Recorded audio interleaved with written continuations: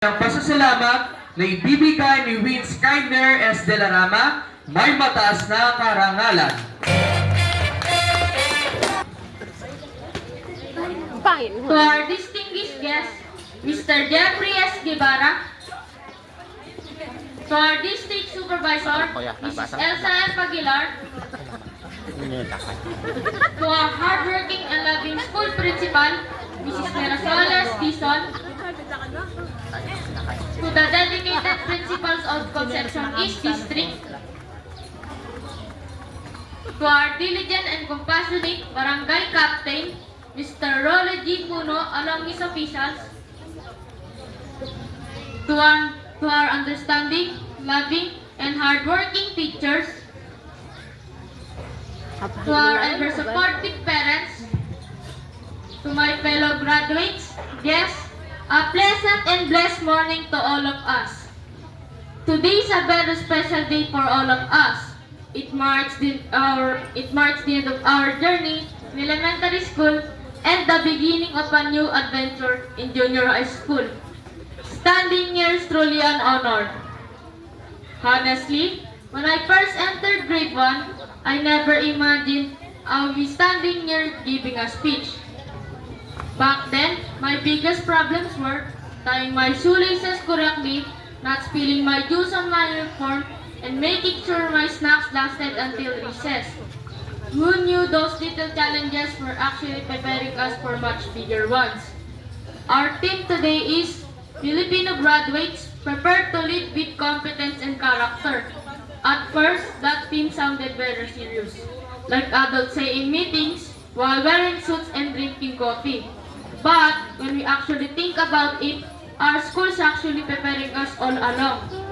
Every lesson we learned, every project we completed, and every test we survived, it all added to help us develop both our skills and our values. Our teacher didn't just teach us how to solve math problems, write essays, or memorize science terms. They also taught us patience, respect, discipline, and perseverance. They guided us, supported us, and sometimes reminded us for the 10th time to pass our assignments on time. They were there when we make mistakes, like accidentally spilling paint on the classroom floor, or when we forgot to study for a big quiz. They never gave up on us. They believe in our potential even when we doubt ourselves. To our dear teachers, thank you for your patience, guidance, and encouragement. Thank you for explaining lessons again and again until we finally understood them. Thank you for reminding that group work does not mean one person does all the work and the rest just say, "Ako sa drawing."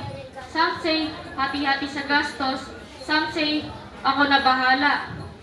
Thank you for teaching us that learning isn't just about memorizing answers, but about understanding, trying, and sometimes failing and then getting back up again. To my parents, Karen Liza De La Rama and Jessie De La Rama, this achievement belongs to you as well. Thank you for waking me up early every morning, preparing my baon, helping me with projects, and encouraging me when I felt tired or stressed. You are always with me during late night studying, last 2-minute assignments, and those moments when I say, "Ma, Pa, may project kami, bukas na ipapasa." Your love and support made all the difference. I could not reach this milestone without you. To my fellow graduates, we made it. We survived quizzes, exam, project, reportage, and group activities. We even survived that panic when the teacher suddenly says, "Take out one whole sheet of paper." That sentence alone could silence the entire classroom faster than a fire drill. And who can forget the thrill of passing a difficult exam or the joy when we finally finished a group project where everyone did their part, or at least almost everyone. But through those challenges, we learned many lessons, not just from books, but also from each other. We learned how to work together, how to overcome difficulties, and how to keep trying even when things were not easy. We learned that success is not only measured by grades or awards, but also by our effort, perseverance, and willingness to help others along the way. As we move on to junior high school, new challenges and opportunity awaits. But our team reminds us that we are prepared to lead with competence and character. Competence means using the knowledge and skills we learn.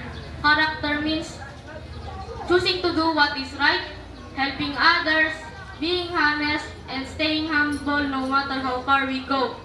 We learned that leadership does not always mean standing on a stage or giving speeches like this one.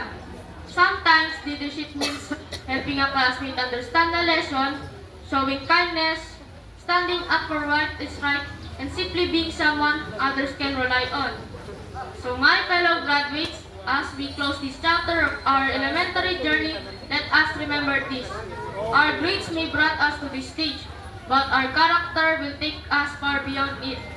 So let us continue to dream big, work hard, lead by example, and let us be the kind of leaders who inspire, who care, and who makes the difference of other people's life, no matter how small or big that difference may be. And let us not forget to enjoy the journey. And yes, junior high school will bring more challenges, more homeworks, and more group projects. But it will also bring new friends, new experiences, and countless memories waiting to be made. So let us step forward with courage, laughter, and a little bit of fun along the way. To my fellow graduates, congratulations! Today, we celebrate not just what we achieved, but also who we are becoming. So let us walk into the future, proud of our roots, strong in our values, and confident that we are truly ready to lead with competence, with character, and with heart. Once again, I'm Wins de la Rama. Congratulations to the class of 2026. Mabuhay ang batch 2026!